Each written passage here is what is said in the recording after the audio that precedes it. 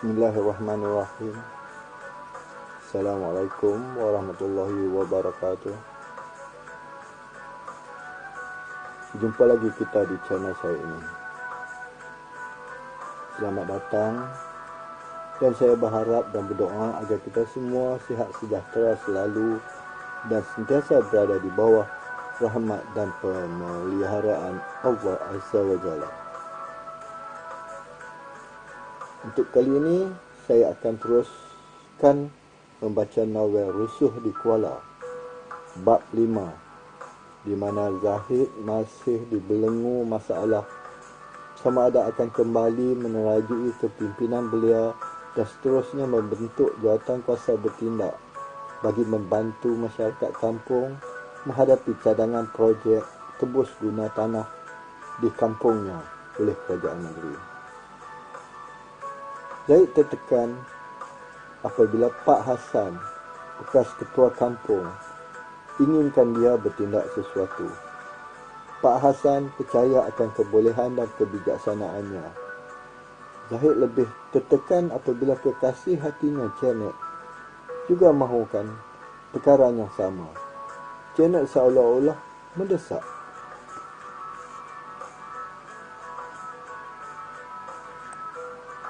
Zahid tertekan kerana permintaan Pak Hasan dan desakan Janet berlawanan dengan sikap dan pendiriannya yang tidak mahu lagi terlibat dalam kegiatan kemasyarakatan jika keadaan ekonominya tidak baik. Zahid telah melalui pengalaman pahit ketika memimpin Persatuan Belia penggal lepas. Jadi, apakah keputusan Zahid? Jom kita ikuti bab 5 novel Rusuh di Kuala. Jom kita ikutinya. Tapi sebelum itu, kita ikuti dulu intro channel dan opening video. Jom kita.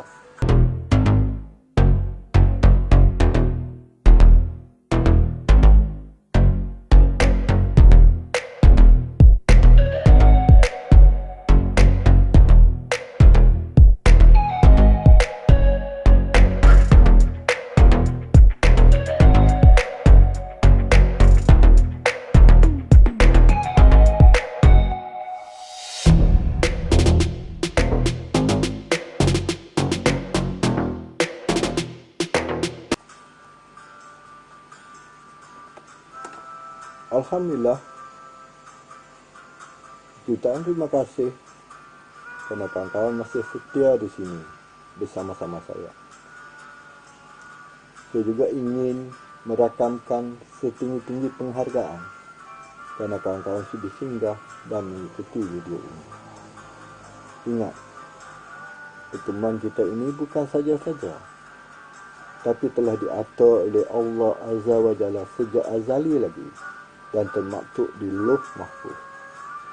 Sudah pasti ada hikmahnya untuk kita. Cuma kita tidak tahu apakah hikmah itu sehingga tiba waktunya nanti. Saya juga ingin memohon kerjasama kawan-kawan untuk terus bersama-sama saya hingga akhir. Sebagai tanda sokongan dan dukungan kepada channel ini, saya mohon kawan-kawan subscribe, like dan komen. Sokongan dan dukungan kawan-kawan dapat membantu channel ini terus berkembang dan akan terus ada di sini di samping. Video baru dari channel ini akan muncul di beranda YouTube kawan-kawan untuk terus mengikuti apa kesudahan cerita novel Rusuh di Kuala atau lain-lain video. InsyaAllah, channel ini akan dapat membantu kawan-kawan menambah nilai dan ilmu mengenai kehidupan dan kemanusiaan. Ingat, ilmu kehidupan dan kemanusiaan tidak diajar di mana-mana universiti sekalipun. Kita hanya memperolehi melalui pengalaman yang kita jalani. Jadi, tanpa melengahkan masa, Jom kita ikutinya.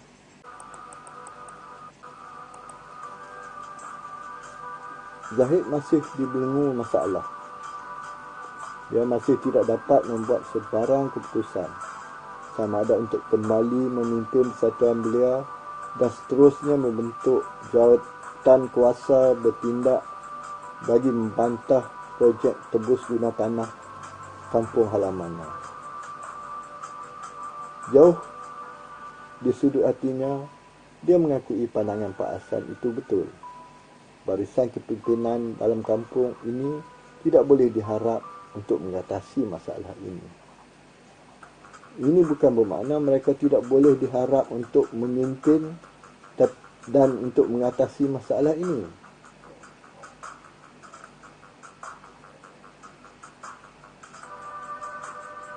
Tetapi mereka mudah gelap mata dengan berbagai tawaran yang baik yang mungkin ditawarkan oleh pemaju suatu hari nanti. Zaid masih dapat bayangkan bagaimana raut wajah Pak Hasan apabila dia secara halus mempertikaikan pemilihan Pak Hasan agar dia mengetuk jawatan kuasa bantahan projek ini. Pak Hasan dengan muka masam mencukar terus bangun dan gabus punggung tipusnya dan berlalu tanpa sepatah kata dan menoleh ke belakang. Dia sedar Pak Hasan bersungguh-sungguh berharap. Dia tahu Pak Hasan cukup yakin akan keupayaannya menangani masalah itu. Sikapnya sudah tentu mengecewakan hati dan jiwa Pak Hasan. Pak Hasan terlalu sayangkan kampung itu. Terlalu banyak nostalgia duka dalam usaha memugah kawasan itu untuk dijadikan penempatan seperti yang ada sekarang.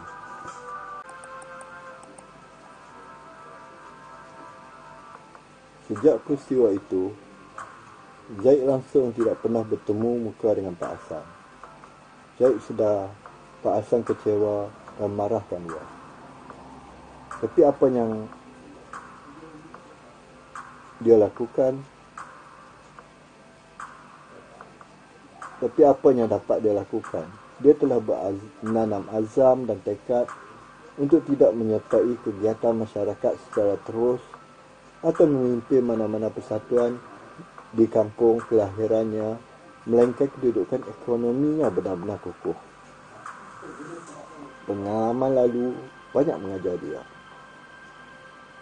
Namun jauh di sudut hatinya, Zaid mengakui bahawa dia mampu bertindak dengan sedikit pengalaman dan pendidikan yang dia ada. Dia mampu untuk mengatur gerakan bantahan itu. Tapi malangnya, minatnya telah lama berkubur. Sejak keluar sekolah, ketika berusia 18 tahun hingga berusia 27 tahun, dia telah bergiat aktif menggerakkan persatuan belia.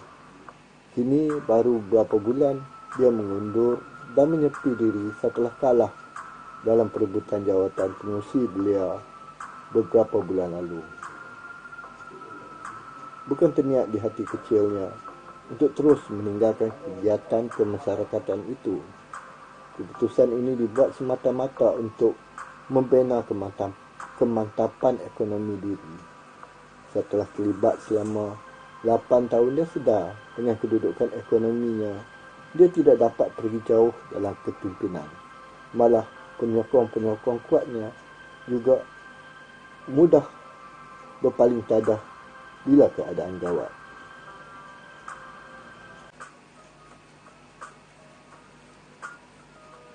Zaid telah mengalami pengalaman pahit itu.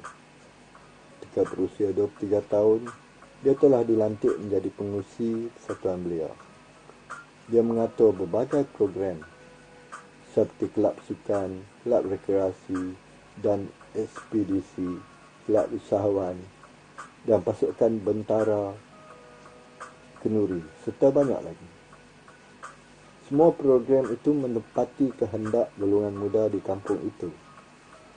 Kesannya, persatuan kepimpinannya berjaya menarik perhatian masyarakat belia, malah dihormati oleh keseluruhan masyarakat kampung. Lantaran itu, telah membuka mata golongan yang ada wang ringgit dan ingin nama dan kuasa untuk merebut jawatan. Mereka menggunakan wang ringgit untuk membeli undi. Mereka kumpul golongan belia di kampung itu dengan membawa mereka makan di hotel-hotel besar. Mereka juga membawa anak-anak muda ini ke pusat karaoke. Di samping menjamu makan di tempat-tempat eksklusif dan berhibur, mereka juga menanam bibit kebencian golongan belia kepadanya.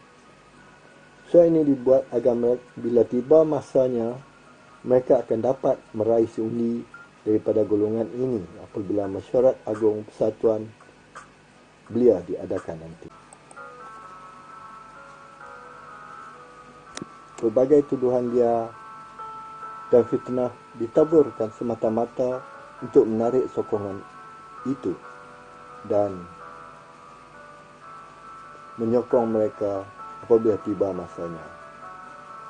Mereka mengamalkan politik kotor dengan menghalalkan cara semata-mata untuk memenuhi kehendak hati mereka.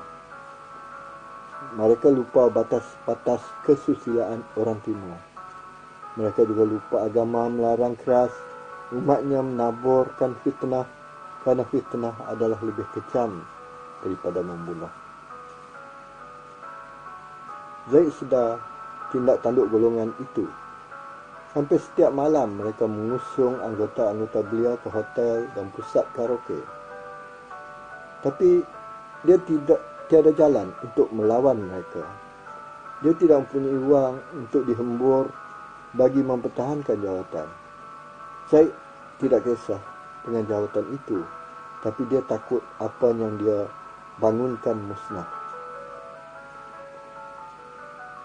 Dia tidak ada apa yang dapat ditawarkan kepada anak muda di kampungnya itu. Dia hanya menawarkan otak pemikiran dan tenaga bagi menggerakkan persatuan itu saja, full stop. Kini dia menyerahkan dirinya kepada Allah Azza wa Jalla bagi menentukan keadaannya. Jika Allah mahu dia memimpin, pasti dia akan terus memimpin. Dan jika Allah tidak mahu, dia pasti kecundang dalam pemilihan yang akan datang. Jika ini berlaku, pasti ada hikmah yang kita tidak dapat mengetahuinya. Sebagai manusia biasa, kita kena akur dengan segala ketentuan ilahi. Alhamdulillah. Begitulah penceritaan bab 5 novel Rusuh di Kuala. Saya berharap penceritaan ini dapat menghibur dan menyuntik ilmu dan pengalaman baru dalam dunia kehidupan ini. Sebagai contohnya, apabila terdapat seseorang yang kita rasakan mampu memimpin pertubuhan di kampung kita atau di tempat tinggal kita, maka sokong dan dokonglah dia. Jika ada orang yang ingin menjatuhkan dia, bantulah dia. Jangan biarkan dia terkapai-kapai, tenggelam dan lemas sendirian. Mungkin suatu hari nanti kita perlukan orang seperti dia untuk membantu masyarakat kampung. Baiklah, izinkan saya mengundur diri terlebih dahulu. Kita jumpa lagi di video lain atau sambungan bab 6 novel Rusuh di Kuala nanti. Jutaan terima kasih kerana kawan-kawan sudi mengikutinya hingga akhir. Jangan lupa subscribe, like dan komen. Bye-bye. Assalamualaikum.